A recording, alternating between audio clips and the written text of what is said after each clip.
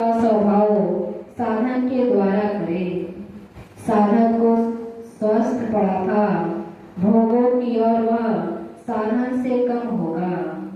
जब साधक साधना में पकने लगे और भोग की ओर से इंद्रियां अपने स्वभाव को कम कर दे या बिल्कुल ना करे, तो साधक को समझ लेना चाहिए कि गुरु की कृपा है और गुरु दया के हम पात्र बन रहे हैं।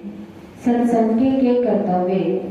हर सत्संगी को हिदायत है कि वह अपने सत्संगी भाइयों के साथ सच्चा और निस्वार्थ बर्ताव रखे और अपने आप को जांचता चले कि मेरे में कोई अवगुण तो प्रवेश नहीं हो रहे हैं। सच्चाई का रास्ता साधन के लिए सुलभ होगा। साधन के वक्त साधन को चिंता नहीं व्यापेगी।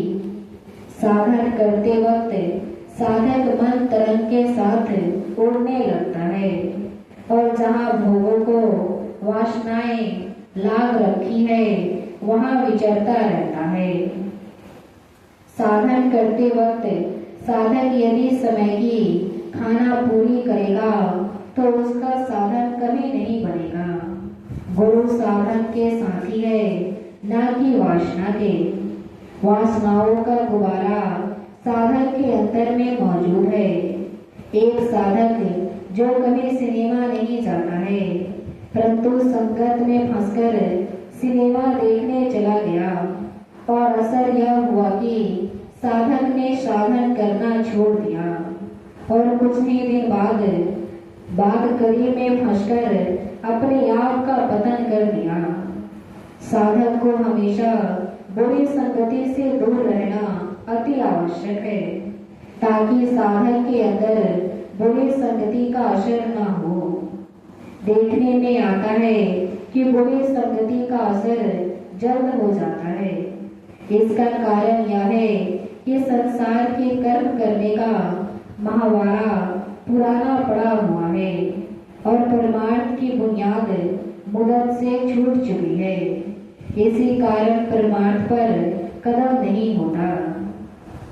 जब साधक सुन सुनाकर सत्संग में पहुंचता है, यदि पूर्व की खोज साधक के अंदर परमार्थ की हो तो साधक गुरु के पास पहुंचकर अपना सब कुछ काम बना सकता है। आंखें बहुत खराब है, इनकी निगरानी बुद्धि कर सकती है। यदि बुद्धि मलिन है तो आंख किसी सूरत में साधक काबू नहीं ला सकता है।